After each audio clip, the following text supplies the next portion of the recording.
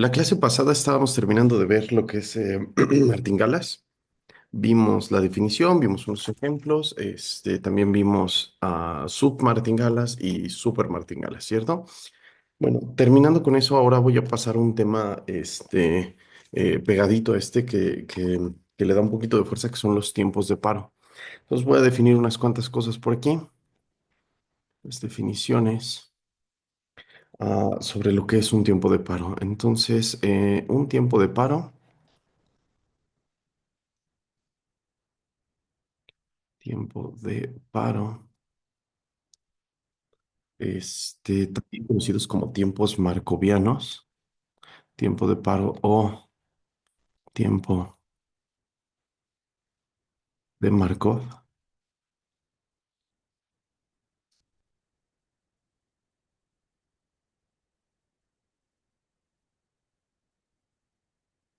Es una variable aleatoria con ciertas características, pero bueno, tiene que tener esas características respecto a una sucesión de variables aleatorias, respecto a un proceso, como era el caso de las martingalas. Entonces, un tiempo de paro respecto a un proceso de, digamos, Y0, Y1. Y2 y así sucesivamente, un proceso estocástico respecto a ciertas variables y. Lo que es una variable aleatoria, la variable aleatoria que cumple, la variable aleatoria que se llama t, digamos, t mayúscula normalmente, a veces un tau también podría funcionar, una variable aleatoria t que cumple las siguientes características. Primero, en este caso, pues bueno, el proceso es a tiempo discreto, el tiempo de las yes, y por lo tanto, el soporte de la variable que va a estar midiendo cosas que tienen que ver con los tiempos del proceso estocástico, que son estas variables yes, tiene que tener soporte en los números naturales. Ajá. Le voy a llamar esto los naturales extendidos, pensando que este variable también puede alcanzar el infinito. Entonces toma el valor 0, 1, 2 y así sucesivamente, todos los números naturales, unión el infinito, ¿vale? Vamos a considerarlo dentro de este conjunto, dentro de los posibles valores que la variable tiempo de paro puede tomar. ¿De acuerdo? Entonces, como les decía, esto derivado del soporte o de la temporalidad más bien a la que está sujeto el proceso estocástico respecto al cual es un tiempo de paro. Entonces, si este proceso estocástico es a tiempo discreto, pues el tiempo sobre el cual va a tener su soporte el tiempo de paro también tiene que ser a tiempo discreto. Después, hay unos tiempos de paros a tiempo continuo que tienen soporte sobre los reales extendidos, pero justo depende del proceso estocástico respecto al cual es este tiempo de paro. En este caso es tiempo de paro respecto a un proceso estocástico a tiempo discreto y pues los tiempos tienen que ser estos. Siempre debo considerar el infinito para fijar la posibilidad de que las cosas no, este, em, de que las cosas no se, em, de que las cosas no ocurran, ¿no? ¿Recuerdan esos tiempos de llegada que definimos hace tiempo en Markov? Que era el momento, el mínimo en el cual el mínimo de las n's, tal que xn se encontraba en el conjunto. Bueno, la idea es algo así con un tiempo de paro. La idea es definir un tiempo en el que pasa algo respecto de cierto proceso estocástico, respecto de cierta información. Recuerden que la Y es como un proceso de información que voy teniendo todo el tiempo, ¿no? Información que va ocurriendo con el tiempo y que en cada momento, pues veo lo que hay, ¿no? Entonces, pues la Y me va a decir si ya ocurrió o no ocurrió cierto evento, cierta característica, cierta cosa, y entonces el tiempo de paro pues va a ser cuando esta cosa ocurra. Ajá, esa es la idea de un tiempo de paro. Por ejemplo, cuando entre a cierto conjunto, pues avísame y en ese momento paramos el conteo, por así decirlo, y ya sabemos cuándo entramos a ese punto. Y sabemos que esta variable podría ser el mínimo de esas cuando llegaba acá o podría ser infinito si xn nunca entraba en ese conjunto, ¿no? Así la definimos. O diciendo que el mínimo del vacío iba a ser infinito como una convención a esta definición que estábamos viendo, ¿no? Entonces, conveniendo eso, pues nos quedábamos con esa idea y eso era un tiempo aleatorio que podría llegar a tomar el valor infinito. Aquí también por eso debo considerarlo, digamos, el momento en el que se va demasiado lejos el tiempo de espera para que pase ese evento que yo estoy esperando o que nunca ocurrió más bien. Entonces, debo considerar este valor de infinito, ¿va? ¿Qué más? Además, punto número dos, justamente nosotros debemos saber cuándo ocurre ese evento determinado por la información de las yes. Ajá. Entonces, el evento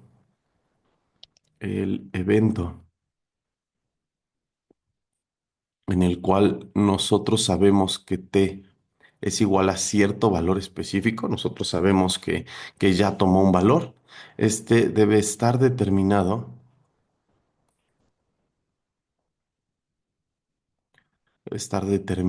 por las variables del proceso hasta llegar a ese tiempo n. Digamos la variable y sub 0, y sub 1 y así hasta llegar a la variable y sub n. ¿Ok? Estas variables deben determinar el evento que está acá, ¿no? Si ya pasó o no pasó. Entonces, con la información que yo recibo hasta el tiempo n, debo saber si el evento ha ocurrido o no ha ocurrido. Entonces puedo decir, ah, mira, ya ocurrió o no, no ha ocurrido gracias a la información que tengo hasta ese momento, ¿no? Entonces, pues eso es lo que yo les decía, ¿no? Que la información de las YNs me va a estar diciendo si ocurre o no ocurre el evento del que nosotros estamos, el evento del que nosotros estamos teniendo en consideración, ¿no? Este, un minuto, denme un instante, por favor. Ok, entonces el evento de que ocurra o no el tiempo de paro debe estar determinado por si ya ocurrió o no ocurrió el evento en las variables yes, ¿no? Las variables yes me van a decir cuándo ya ocurrió o si no ha ocurrido el evento en cuestión, el evento que yo estoy esperando que ocurra. El evento del cual el tiempo de paro me va a dar el momento. Disculpen. ¿Vale? Y esto de que el tiempo de paro está determinado por estas variables se puede expresar matemáticamente de la siguiente forma. Entonces, esto significa, esto significa que digamos, la función indicadora, la variable aleatoria indicadora de que t tome el valor n, ajá, digamos una variable que toma el valor uno si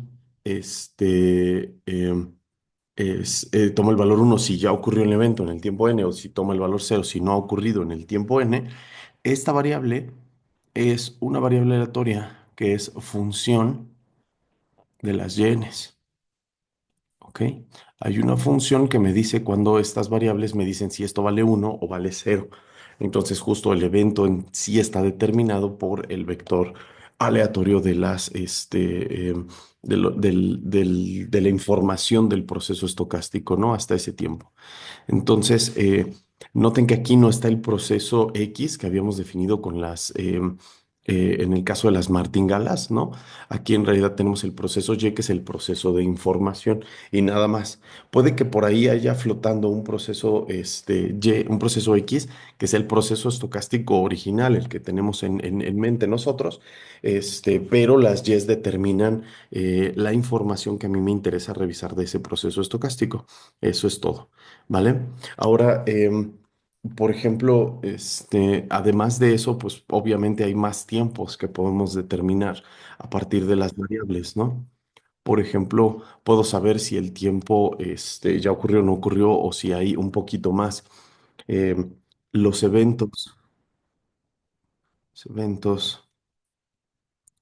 tales como que el tiempo de paro sea menor o igual a n, el tiempo de paro sea mayor que cierta n, em, el tiempo de paro sea mayor o igual que cierta n, ¿no? Cosas de este estilo.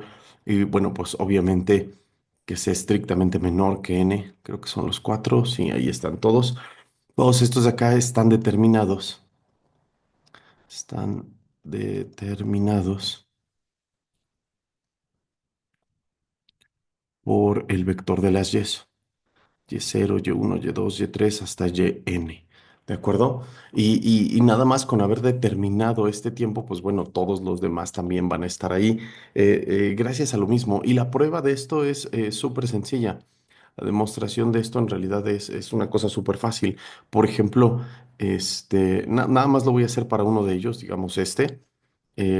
Si yo quisiera ver cómo es el tiempo de paro, este de acá, en realidad el evento del tiempo de paro este evento lo puedo determinar con la unión desde, digamos, m igual a cero hasta n de los eventos en los cuales el tiempo de paro es igual a m.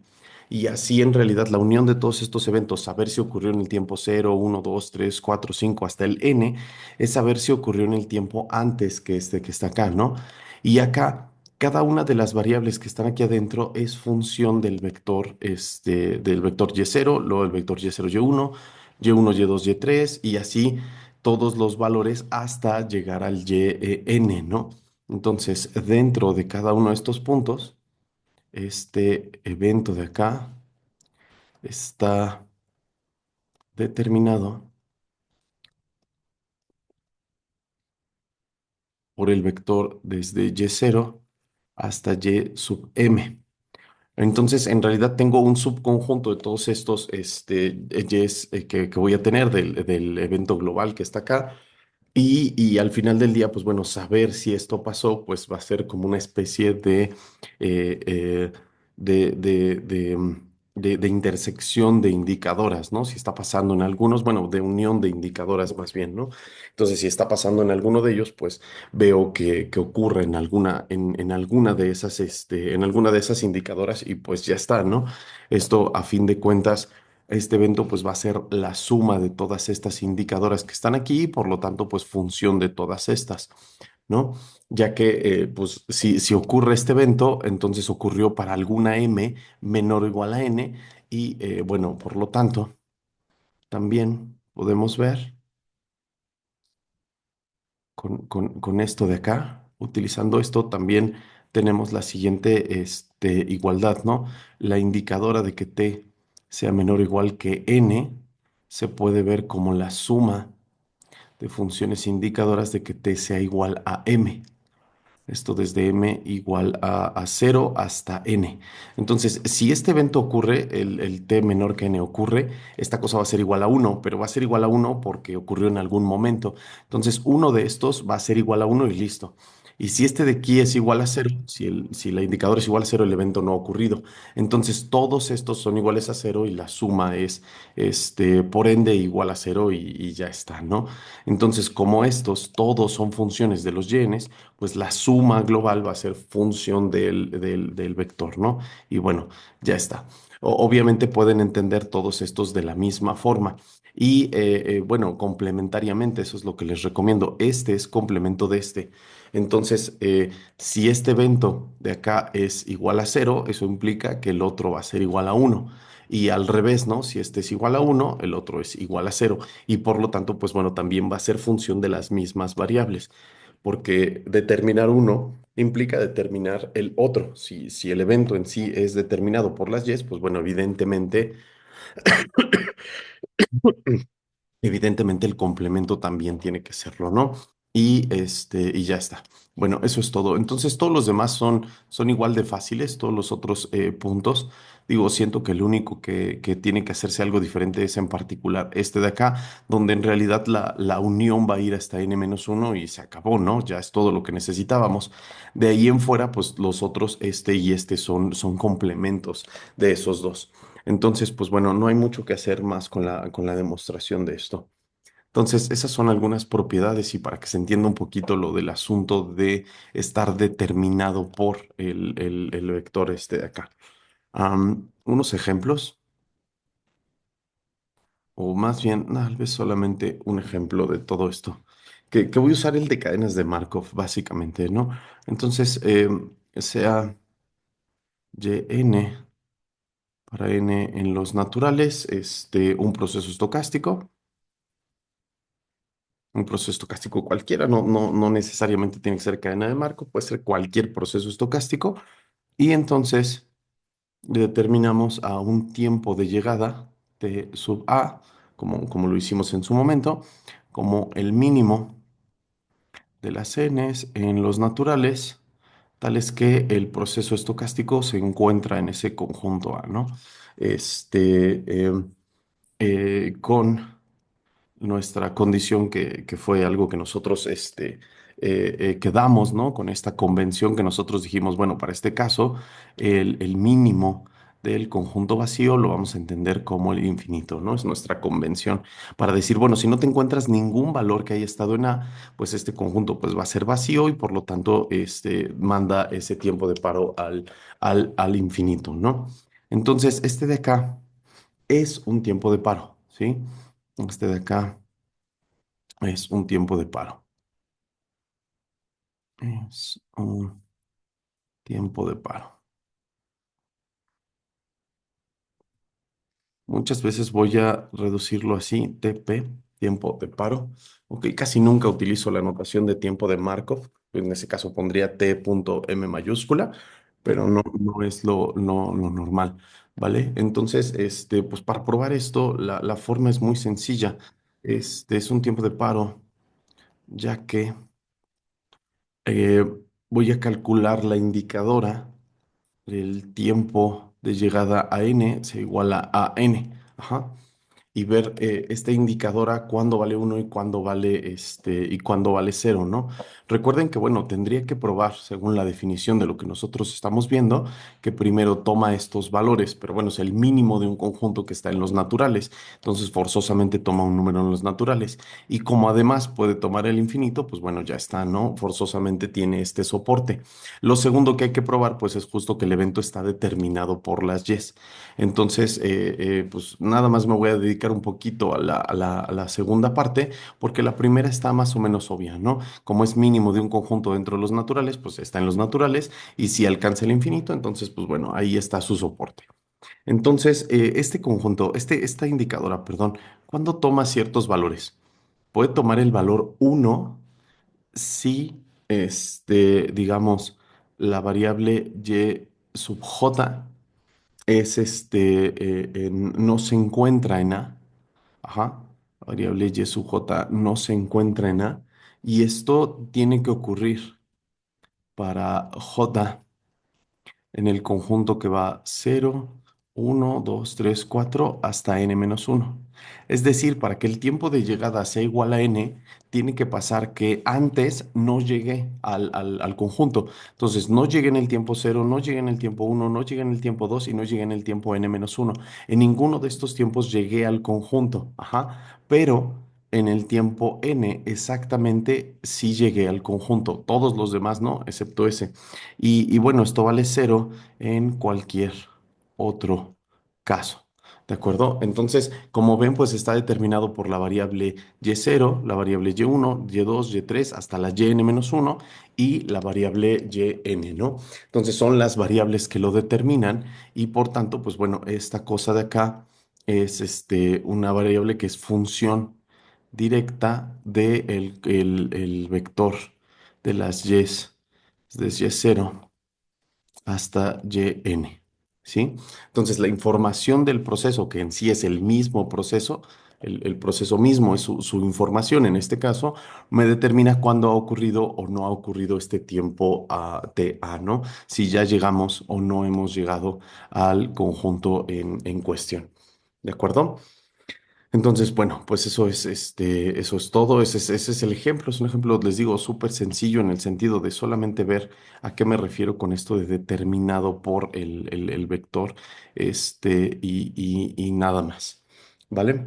Ahora voy a poner una proposición, bueno, un par de resultados, nada más los pongo al aire un poco, no tengo mucha intención de probarlos. Solo son resultados al aire que voy a poner un poquito para que sepan que sepan el tipo de resultados que tenemos, ¿no? El tipo de resultados que pueden obtenerse con el tiempo de paro. Después voy a poner un teorema que se conoce como el teorema de paro opcional y mostrarles un ejemplo de la aplicación de esto y, bueno, la fuerza que tiene este tipo de cosas. Entonces, algunos algunos resultados sobre tiempos de paro.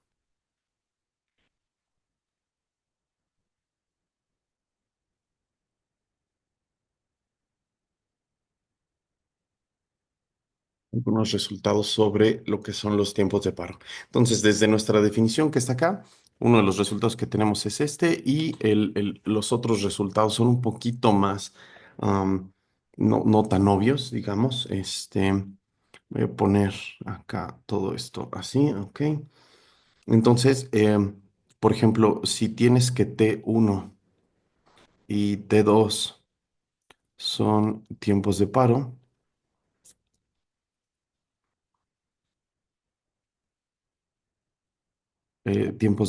entonces algo que también va a ser un tiempo de paro es la suma T1 más T2. Es un tiempo de paro.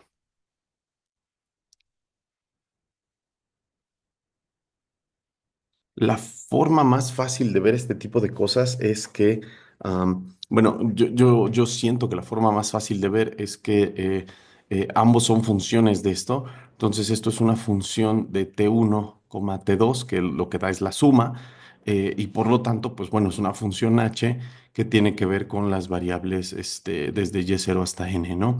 Porque cada una de las funciones T1 y T2 me devuelve una de aquí y luego hago una composición de funciones poniendo lo que es la suma. Entonces, forzosamente, pues bueno, es función de las y's, además de que va a tener el mismo soporte, porque si ambos tiempos de paro valen cero, pues la suma vale cero.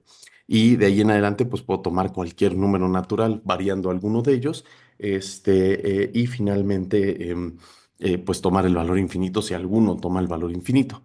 Tradicionalmente, lo que normalmente se hace, pues, es revisar que el evento en el cual la suma de estos dos toma cierto valor, digamos n, puede expresarse como la unión de estos eventos, la unión en el cual T1 es igual a n menos m y T2 es igual a m, ¿no? Y ya aquí sumo esto sobre m desde cero hasta n y ya está, ¿no? Es como una especie de fórmula de convoluciones, si lo ven. En vez de la integral, pues tengo una unión y una de las variables es n menos m y la otra es solamente m. Y la integral la hago sobre el valor de m, que es la suma que estoy realizando acá, ¿no? Entonces se parece a las fórmulas de convoluciones que se ven en transformaciones de variables aleatorias, en las primeras resultados de transformaciones de variables aleatorias. Pero les digo, la forma con el asunto de la función ayuda a ver otro tipo de valores. Digo, no tengo que reexpresar esto todo el tiempo si la función en cuestión me permite expresarlo siempre como función de las y's. Por ejemplo, aquí queda muy claro, digamos, la inversa, que es lo que se hace en convoluciones, pero también puedo hacerlo con cosas que no tienen una inversa.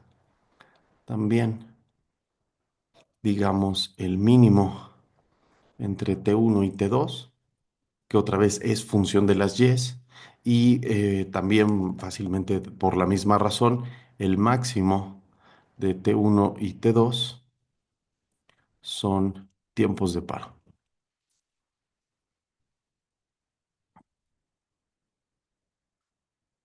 Ok, y les digo, estas de acá pues se prueba con el asunto de las funciones que les decía, ¿no? Como la composición de funciones. Tengo una función que me devuelve T1, tengo una función que me devuelve T2, o al menos sus indicadoras, vaya, y de ahí tengo una función que, bueno, es la composición de estas, para llegar a la composición final, que es el mínimo, la función final, que es el máximo, pero siempre pues determinado por las yenes, ¿no? Ese es la clave de todo eso. Ahora, otro resultado. Este normalmente es un resultado muy aparte, pero les digo, como no lo estoy probando formalmente todo, pues quiero solamente ponerlos un poco ahí al aire para que se empapen un poco de los resultados que existen, ¿no? Y les dé un poco de curiosidad, pues tal vez llevar un curso de procesos 2 donde este tipo de resultados se ven más, más a fondo. Entonces, por ejemplo, si tienen esto, la combinación de tiempos de paro y martingalas es lo que es muy interesante. Entonces, si ustedes tienen un proceso estocástico XN, este de acá, si XN es una martingala, voy a poner acá en otro color. Ah, digamos, lo voy a poner en naranja. Sí, ok. Para poner el caso extra de una vez. Entonces, si tenemos una martingala o una super martingala, super martingala o una martingala. Estoy escribiendo el súper en otro color porque el resultado en cuestión lo voy a poner justo así en otro color. Entonces, si tenemos una martingala y T, un tiempo de paro,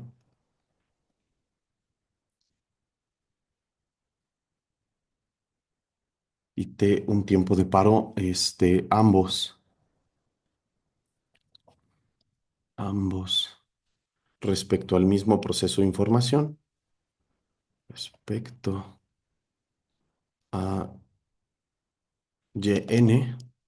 ¿Ok? Son martingalas respecto a este proceso de Yes y tiempo de paro respecto a este proceso de Yes, ¿ok? Pero ambos son lo que son respecto al mismo proceso estocástico de información que es el proceso de las Yes, ¿no? Super martingala o tiempo de paro. Entonces, pasa la siguiente igualdad. Si yo quisiera calcular la esperanza de la variable X, n, multiplicada por la indicadora de cuándo ocurre el tiempo de paro, de que el tiempo de paro ocurra justamente en ese momento, este, esta, digamos, esta esperanza escrita así como está, en realidad es lo mismo. Perdonen, estoy escribiendo esto un poco mal. En realidad piensen que lo estoy poniendo con una variable diferente, digamos una k. ¿Ok? Entonces estoy calculando la esperanza de XN, dado que el tiempo de paro ocurrió en otro momento, en un tiempo, digamos, K. Ajá. Bueno, esta esperanza va a ser la misma que el valor esperado de XK multiplicado por la indicadora de que el tiempo de paro ocurra en el tiempo K. ¿Sí? Y esto va a ser válido para toda K menor que N, menor o igual que la N. ¿Vale? Y bueno, en el caso de una super martingala, la cosa se vuelve un menor o igual. ¿Ok? Estas igualdades y desigualdades son una serie de resultados muy interesantes sobre tiempos de paro. En realidad, lo que este resultado que estoy diciendo aquí me dice es que da lo mismo en valor esperado ver a la variable xn que a la variable xk, siempre y cuando pues estén al mismo tiempo, digamos, en el mundo en el cual el tiempo de paro está ocurriendo en cierto punto K. Ya sabíamos nosotros que esta igualdad se cumple si ustedes quitan esto, ¿no? Incluso para el caso de Super Martin Galas, pues se sigue conservando el menor o igual. Pero además, se sigue cumpliendo eso si agrego que está ocurriendo el tiempo de paro en cierto momento, siempre y cuando ese momento sea antes del tiempo n. Entonces, agregando esta pequeña dosis de información al valor esperado, para decir, bueno, no restringe la variable aleatoria en cuestión, restringe la variable aleatoria en cuestión de la martingala a que haya ocurrido o no haya ocurrido el tiempo de paro. Entonces, de todas maneras, se preserva la forma de la preservación de las esperanzas, vaya, por decirlo dos veces, ¿no? Entonces, bueno. Esos son algunos de los resultados importantes. Insisto, no voy a probarlos. Digo, la prueba tampoco es tan difícil, solo requiere la de la igual. Bueno, ambas, de hecho, solamente requieren que hagan teorema de esperanza iterada, ¿no? Meto aquí la esperanza condicionado al proceso de las variables y. Bueno, creo que igual lo hago de una vez em, para que vean que en realidad, como les digo, no es tan complicado, ¿no? La esperanza de xn por la indicadora de que el tiempo de paro es igual a k. Esta esperanza la pueden calcular utilizando esperanza iterada, como la esperanza de xn por esta cantidad que está acá. Y aquí voy a condicionar con todas las yks. Ajá. Desde y0 hasta y sub k. Digo, este es el único truco interesante que es con qué cosa vamos a condicionar cuando hagamos esperanza iterada. Y bueno, ya nos imaginábamos que eran las YKs porque justo al ser función de, pues las cosas son más o menos fáciles. Por ejemplo, la xn no es función de estas de acá, no solo de esas de aquí, ¿no? Al menos, o no puede ser expresada como parte de esas porque pues es la martingala, no es el tiempo de paro y además la K es menor. Lo que sí es función es el tiempo de paro mismo, que sí puede salir de la esperanza al ser función de las YK. Entonces, al ser función de las YK, como vimos en esperanza condicional, lo puedo sacar del valor esperado. Y esto me va a quedar la esperanza de la indicadora de T igual a K multiplicado por la esperanza de XN dado las Y anteriores. Y es aquí donde aplico la propiedad de Martingala, el caso generalizado de la propiedad de Martingala, que me dice que si condiciono hasta cierto k, pues el valor esperado de esta de acá va a ser el último valor observado, ¿no? Entonces, pues esto me va a quedar como la esperanza de la indicadora de x de que el tiempo de paro sea igual a k, multiplicado por la variable xk. Y listo. Es así de sencilla la prueba, ¿no? Les digo, nada más era una esperanza iterada. Lo interesante era ver con qué condicionábamos y lo demás nada más era sacar lo que necesitábamos y propiedad de martingala y listo. En el caso de submartingala, pues esto nos quedaría menor o igual porque de supermartingala, perdonen, porque esta esperanza, pues bueno, es menor o igual que xk y ya se acaba, ¿no? La prueba es exactamente igual. De hecho, yo creo que para la prueba dejaré aquí un menor o igual para que se entienda que es la prueba del caso del caso de Super Martingala. Y ya está, terminamos, ¿no? Les digo, es sencillo probar ese tipo de cosas. Hay teoremas que son mucho más pesados, mucho más difíciles de demostrar. Por ejemplo, voy a poner el siguiente teorema, que es un teorema un poquito ya más pesado, que es el teorema de paro opcional. Teorema de paro opcional.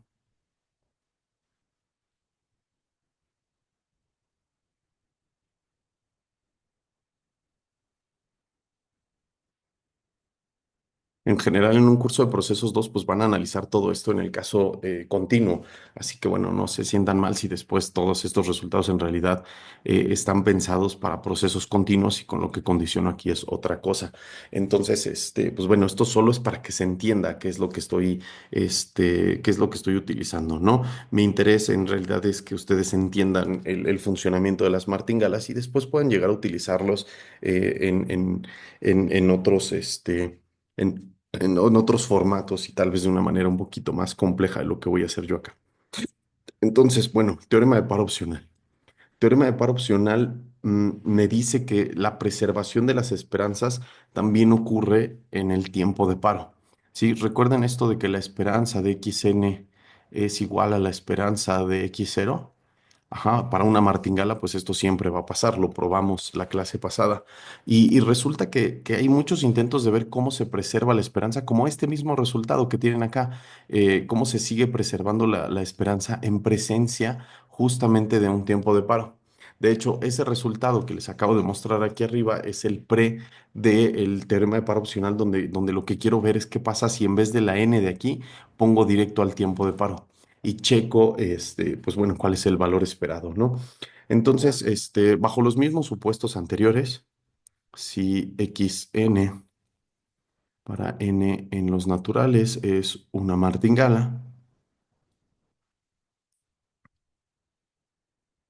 es una martingala y t un tiempo de paro, ambos respecto al mismo proceso de información,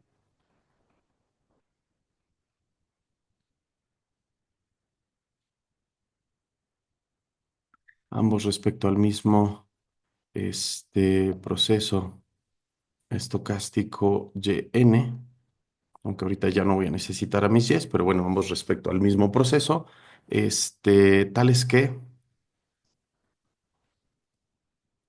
se cumplen las siguientes condiciones. Por ejemplo, se cumple que el tiempo de paro es finito casi seguramente.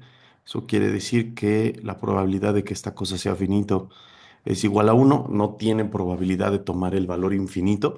Sí, sí es parte de su soporte en general, como de todos los tiempos de paro, pero en este caso vamos a suponer que no toma probabilidad, que no tiene probabilidad de tomar ese respectivo valor, ¿no? Dos, además también voy a pedir que la esperanza de la variable aleatoria X, que es la martingala, pero evaluada en el tiempo de paro, sea finita, ¿ok? Que sea finito el valor esperado de esto de acá. Y tres, una condición un poquito más rara, pero bueno, muy necesaria, que si yo tomo el límite del valor esperado de la variable xn por la indicadora, la indicadora de que el tiempo de paro sea igual a n, ¿ok? Si yo tomo esta esperanza conforme n tiende a infinito, lo que quiero es que esto se vaya a cero. Lo que estoy diciendo básicamente es que más rápido ocurra el tiempo de paro, justo esta indicadora se va a ir a cero rápidamente. Perdonen, puse mal la indicadora. Es la indicadora de que t sea mayor a n. Ajá, mayor a n. Déjenlo, reescribo t mayor que n. Ajá, lo que yo quiero es que esta indicadora se vaya rápido a cero, porque en realidad en cuanto ocurra el tiempo de paro, pues esta cosa se va a hacer cero siempre. Y lo que quiero es que la probabilidad de esto sea suficientemente pequeña, que no ocurra este evento, tanto que opaque al valor esperado de la variable. Entonces, pues la variable puede tener un valor esperado muy alto, pero yo no quiero que eso opaque al hecho de que el tiempo de paro no ha ocurrido.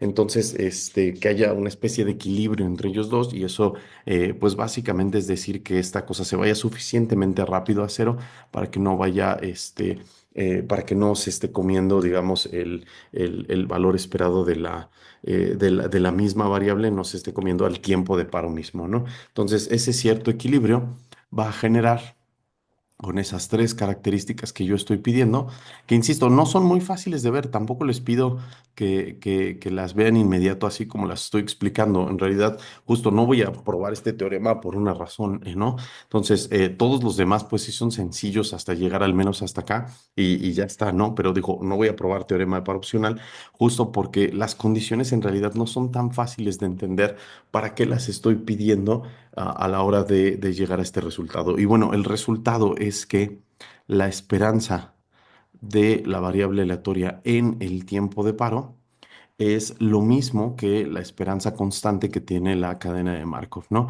En cualquier tiempo va a tener el mismo valor esperado, inclusive en un tiempo de paro, ¿no? Siempre y cuando el tiempo de paro en cuestión se comporte de forma bonita, que son estas tres cosas que le estoy pidiendo. Si se comporta bien ese tiempo de paro, entonces sí, preserva el valor esperado incluso un tiempo de paro, ¿no? Cosa que pues sería bastante bueno o bastante interesante. Ya de por sí, ¿no? Pero esta cosa tiene implicaciones muy, muy interesantes. Ahorita les voy a dar una de las aplicaciones que tiene esto. Entonces, pues bueno, ahí está el teorema de paro opcional. Vamos a ver una sola aplicación de esto. Digo, ya de por sí la aplicación no es nada trivial, pero pues bueno, aquí va. Entonces, va un ejemplo del uso de este teorema. Ejemplo de cómo se puede llegar a usar este teorema. Si ustedes toman a XN para N en los naturales, la martingala que voy a tomar va a ser una caminata aleatoria simple y simétrica. Necesito que sea simétrica para preservar el hecho de que sea martingala, ¿no? Eso lo vimos la clase pasada cuando vimos unos ejemplos. Cuando vimos que el proceso de innovaciones en una caminata aleatoria tiene que tener esperanza cero para ser este, martingala, ¿no? Entonces, pues bueno, esto de acá es que XN se puede ver como xn-1 más un proceso de innovaciones que se llaman y, con las y's variables aleatorias que solo toman el más menos uno, ¿no? Entonces voy a decir que esto es igual a más uno o a menos uno y ambos casos con probabilidad un medio, abusando un poquito de la notación para ahorrarme algo de tiempo. Entonces, ya sabemos que esta de acá es una martingala, ¿no? Yo ya sé que este es una martingala, lo probamos en clase anterior. Este de acá es una martingala. Pero lo que va a ser interesante es construir una nueva martingala con esto que tenemos acá, ¿no? Entonces, pues bueno, déjenme proporcionarles algo de esto. Por ejemplo, yo voy a construir un tiempo de paro que va a ser el siguiente, que va a ser un tiempo de llegada. T de, digamos, A minúscula, ajá, que sea igual al mínimo de los n's en los números naturales, tales que xn toca el valor A o toca la barrera negativa. ¿Ok? Xn es igual a menos A. ¿Ok? Este de acá es un tiempo de paro, ya lo sabemos. Es un tiempo de paro. Ya lo sabemos porque lo probamos hace ratito allá arriba, ¿no? O sea, lo acabamos de ver. Cualquier tiempo de llegada es un tiempo de paro. Y ahora, lo que estoy haciendo básicamente es ver cuándo la cadenata aleatoria toca una cierta barrera específica, pero esas barreras son simétricas respecto al cero. Entonces, yo, por ejemplo, inicio en cero mi caminata aleatoria, como todas, ¿no? Y de aquí, del cero, pues puedo ir, digamos, a más uno o a menos uno, ¿no? Y ya saben cómo funciona, ¿no? La caminata aleatoria. Entonces, lo que me dice esta cosa es, chécate cuando llegues a una barrera que se llama, digamos, A. Ajá, o menos A en este caso, que fue lo que tocó para la simulación que hice, o toca el valor, digamos, que está un poco más arriba, algo así, ¿no? Y entonces esta cosa, no es cierto, es que quedaría aquí.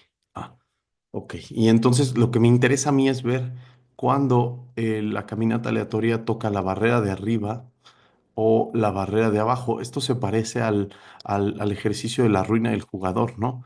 Entonces, si toca esta barrera que acaba de tocar justamente aquí, nos detenemos, ¿no? Y justo en este punto de acá acaba de ocurrir el tiempo de paro.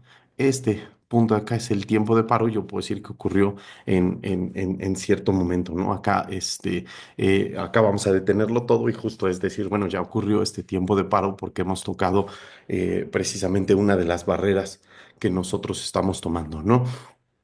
Ahora, algo que me podría interesar es ver en hacia dónde o cuándo va a ocurrir este tiempo de paro, ¿no? Por ejemplo, en la ruina del jugador, algo que nosotros vimos en el curso es que en el caso de la ruina del jugador, podríamos calcular la probabilidad de arruinarme en algún momento. Obviamente, si esto lo traslado, pues le doy un cierto capital y esto es lo que puedo perder y esto es lo que puedo ganar. Y entonces, pues puedo calcular la probabilidad de que yo gane el juego llegando acá o la probabilidad de que yo me arruine cayendo acá. Y puedo calcular cuál es la probabilidad de ruina o cuál es la probabilidad de no ruina. Lo vimos en su momento en cadenas de Markov, pero no sé cuándo va a acabar el juego. Algo que podría ser muy interesante es saber, oye, ¿cuándo va a acabar este juego? Ajá. Y para eso, el punto número dos de esto, digo, para utilizar el teorema de paro opcional que tenemos acá, necesito un tiempo de paro y una martingala. Resulta que puedo utilizar a este tal cual como martingala, pero puedo utilizar cualquier otra martingala que yo me encuentre que sea generada por las Y's. En particular, pues, por ejemplo, podría construir el proceso xn al cuadrado menos n. ¿De acuerdo? Este proceso estocástico para n en los naturales es una martingala.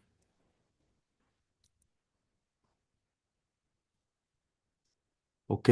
Probar que esta cosa es una martingala se los voy a dejar como una tarea. Tarea. No es nada difícil probar que esa cosa de ahí es una martingala. En realidad, pues es bastante sencillo. Creo que es hasta un ejercicio de la guía de la guía de martingalas, ¿vale? Y entonces aquí aplicando para opcional, aplicando Paro opcional, paro opcional. Tendríamos nosotros que la esperanza de esa martingala en ese tiempo de paro, digo, no he probado que cumple los supuestos del teorema, pero créanme, al menos por ahorita que los cumple, es igual a la esperanza en cualquier punto de la martingala. En particular lo puedo hacer en uno, porque esto me queda más o menos sencillo, ¿no? Esto de acá. Y yo sé que, por ejemplo, la esperanza de este de aquí es igual a cero, porque en realidad este de acá es igual, déjenlo pongo acá, x1 es igual a uno o a -1, ¿no? Con probabilidad un medio y un medio. Y por lo tanto, pues bueno, x1 elevado al cuadrado va a ser igual a uno. Por eso escogí este tiempo, porque la esperanza de esto me va a dar igual a cero fácilmente. Esto tiene esperanza uno, esto tiene esperanza -1, y por lo tanto esto me da igual a cero, ¿no? Lo que implica que la esperanza de x de t al cuadrado tiene que ser igual a la esperanza del tiempo de paro. Entonces ya encontré una ecuación donde digo dónde está el valor esperado el valor esperado del tiempo de paro. Y ahora x de t en realidad es el momento en el cual esta cosa se frena, ¿no? Entonces x de t, si es el momento en el que nos frenamos, pues vale A o vale menos A. Y las probabilidades, de hecho, son simétricas, ¿de acuerdo? Las probabilidades de estas cosas, va a ser simétrica, por lo tanto, bueno, y aunque no lo fuera, ¿no? Pues el A al cuadrado, pues simplemente me va a quedar al A al cuadrado, ¿no? Y las probabilidades que fueran, no importa, esto va a ser A al cuadrado. Y bueno, de aquí, esto es una constante, x de tau al cuadrado, y por lo tanto, el tiempo promedio que tarda en absorberse la cadena es igual a al cuadrado, ¿sí? Eso pues, ya estuvo, ya terminamos con este asunto y queda. Ahora, inclusive lo puedo hacer esto para tiempos un poco más complicados. Lo puedo hacer para tiempos en donde las barreras no son simétricas. Ajá, y puedo hacerlo con las barreras no simétricas y calcular los tiempos de absorción. Siempre y cuando la caminata aleatoria sí sea simétrica, puedo llevar a cabo esto, ¿no? Lo voy a poner acá como un pequeño cambio.